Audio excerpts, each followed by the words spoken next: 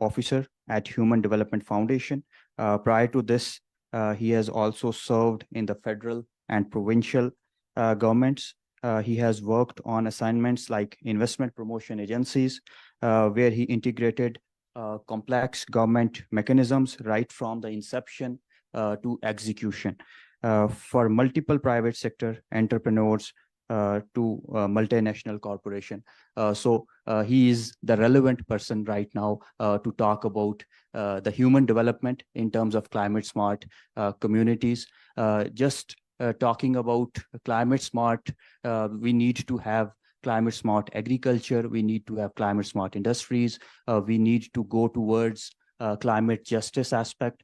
In that drive, the role of communities, particularly climate smart communities, is very important and vital. Sir, welcome to this Fireside Chat.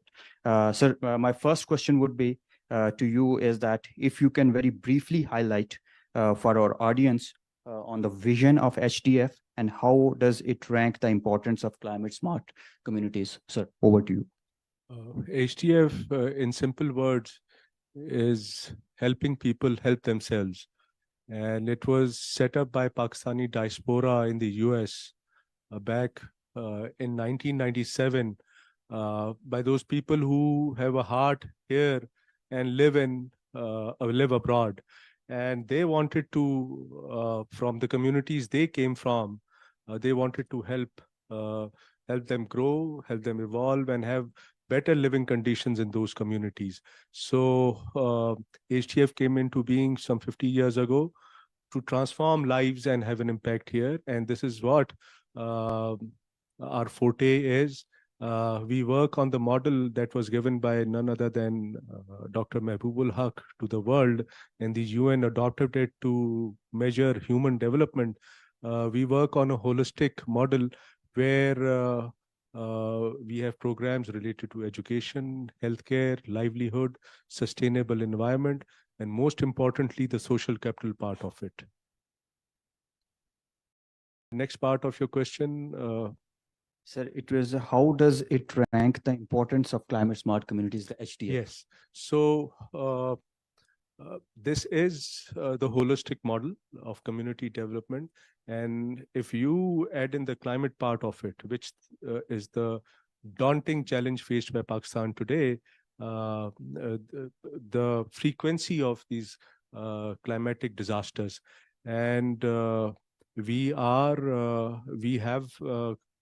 we have done this work in the past in communities like Job, where we built small dams, we worked on their livelihoods, improved agriculture.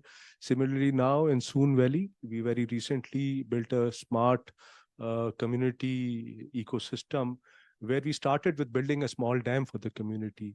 And the best part of that dam is that the community itself was very much involved. All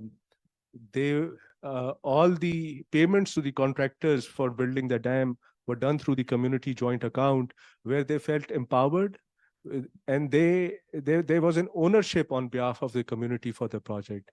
And when we weaved an ecosystem around it, calling for forestation and forestation with trees that give them fruits.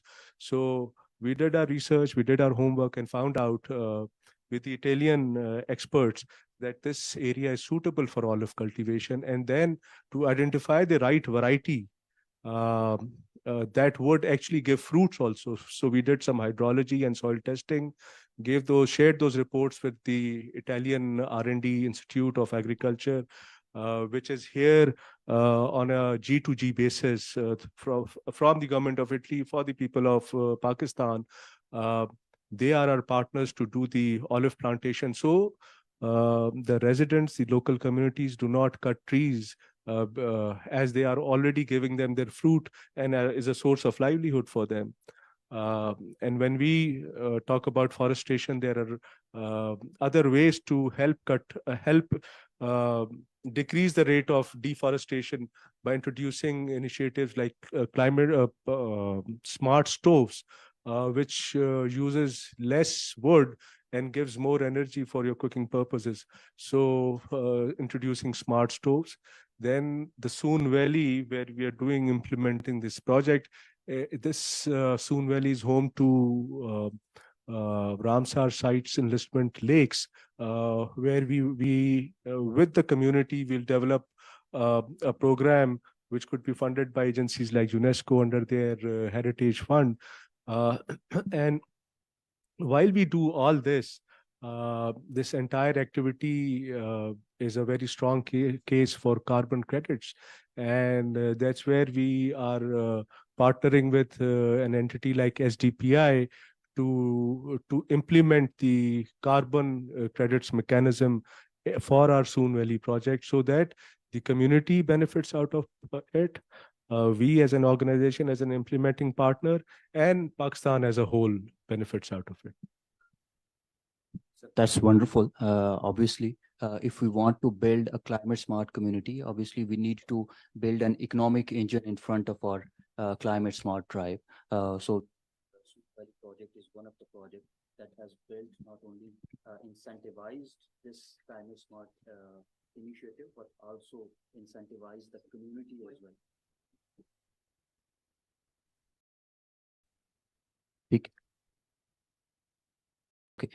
It has incentivized the communities as well. So your Soon Valley project, climate credits, carbon credits, and other sort of incentivization materials.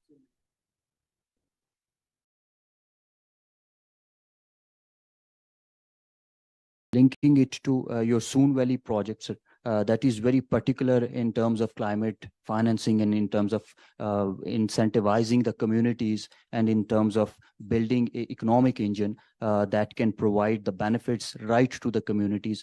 How do you see that it has some co-benefits which would affect and which would positively contribute to the community development? What are different key points and key highlights of that project? You see, the voluntary carbon market, when you implement that, that mechanism has a provision for the community part of it. And since we've been involved with community development for the last 25 years, so organizations like the Human Development Foundation become the right candidate for tapping into those carbon credits. And right now, if you go out in the financial markets, if there is money available, there is money for climate finance. So just aligning our development goals by developing climate resilient, climate smart communities, you channelize those tons of dollars, I would say trillions of dollars that are there available globally into the community development program of Pakistan. And what is needed is a joint effort, a collaborative effort. And for us, it's not a solo flight. Our biggest partner is our community, and institutions like SDPI, CHAM, Bari, who have the depth and the knowledge to implement these. So it's a collaborative effort, and where community is integral to the entire scheme of things. Sir, much appreciated. SDPI's platform is all about integrating. We start with the grassroots level community, and we take these expert opinions and to the policymakers. Coming towards the planning and execution side of the project, how do you involve the local community in the planning and execution of this Soon Valley project and your projects in general from the platform of HDF, so that the community has active participation and they see it as their own project in terms of ownership of that project? See, when you list down entities in the development sector, most of them focus just one part of it. You can see TCF, it's a big success, big name, but they're just doing education. The other aspects of human development, they may be there, but not as a formal program. This is one unique thing about HDF, that we do a 360-degree of development when it comes to community engagement. It is the most important part, and it's a proper program that we have in our organization, house in our organization. So when it comes to not only the climate part of it, But even when we are building a school, there's a village development organization focused on looking after the management and improvement of the school. When we talk about healthcare, there are individuals within the community who have some sense towards the healthcare of their community, so they are part of that. So identifying the right people who have that ability to lead others and impress upon other fellow community members is the hallmark of a program.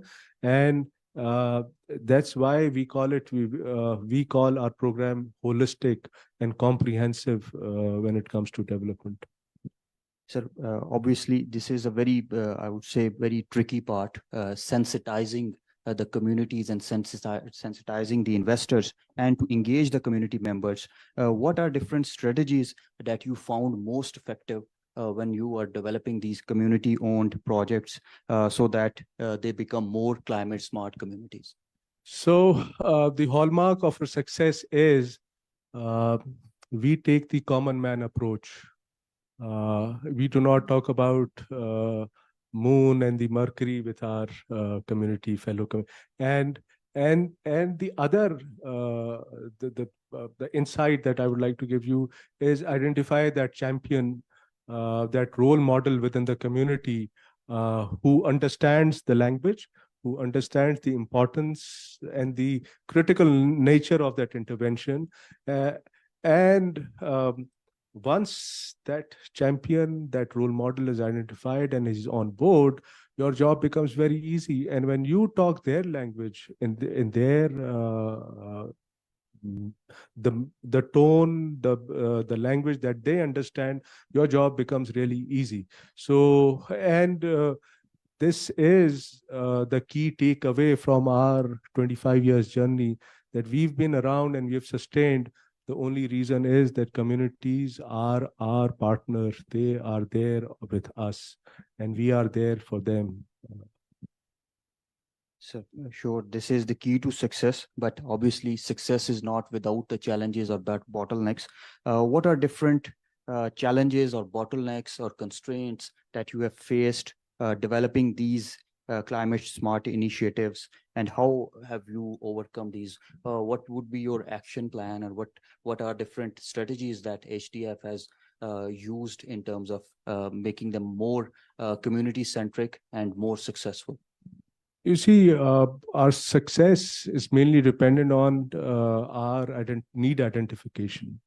When we partner with the community, we sit with them, we identify what their need is, and when you are the source or the channel through which this need is being fulfilled, your challenges start becoming turning into your success.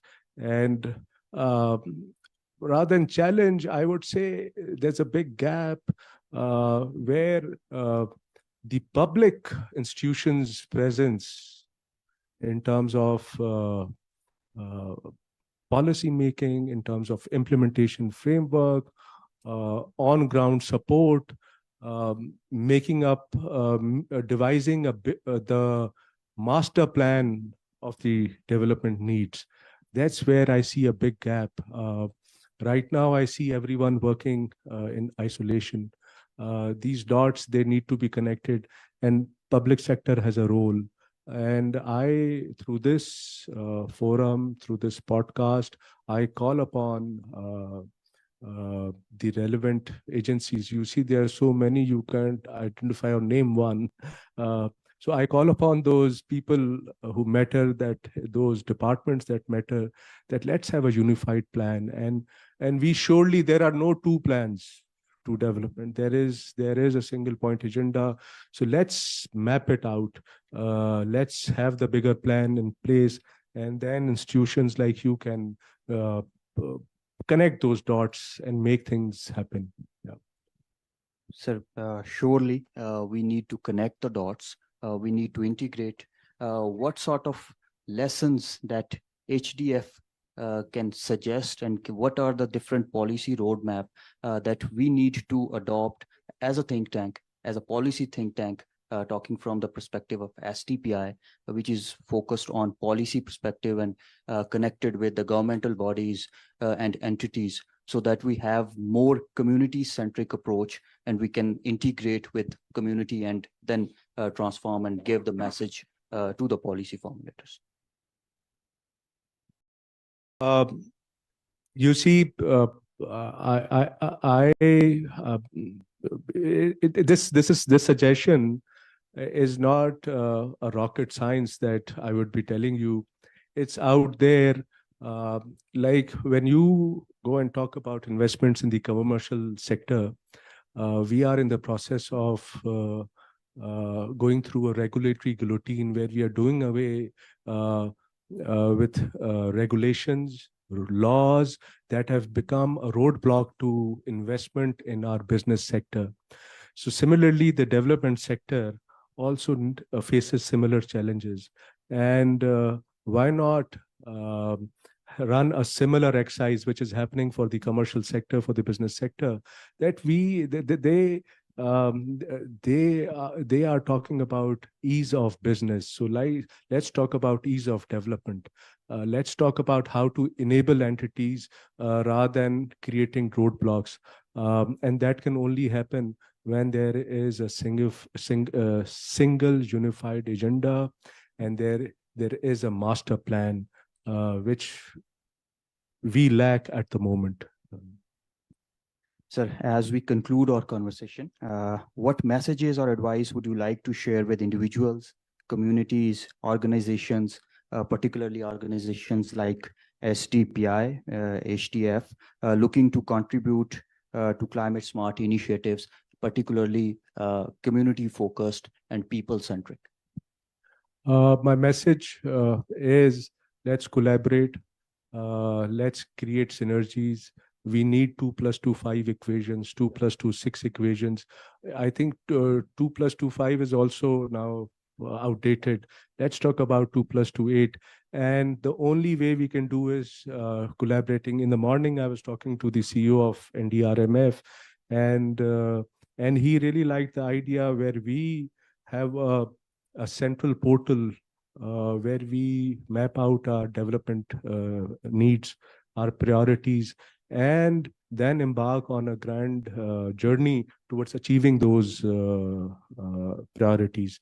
So I would say let's through this podcast, let's initiate the dialogue for having a plan for the development sector, so that and then only you can create. You can't do it on a random basis.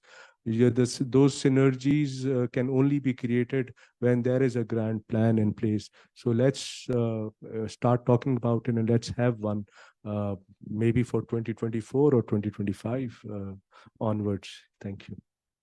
Thank you so much, Mehboob Haq Sahab. As they say, ek aur ek 11 hote hain. I think that approach we need to adopt. Sir, looking forward to the collaboration between STPI and HTF on Soon Valley project, effective implementation of carbon markets through that project. We need to integrate, we need to have civil society organizations and think tanks joining hand, so that we can have this one agenda, that is climate smart communities, and we can transform the communities those are affected by climate change adversities. Thank you so much, sir. Thank you so much. Thank you, Ji. Thank you, STP.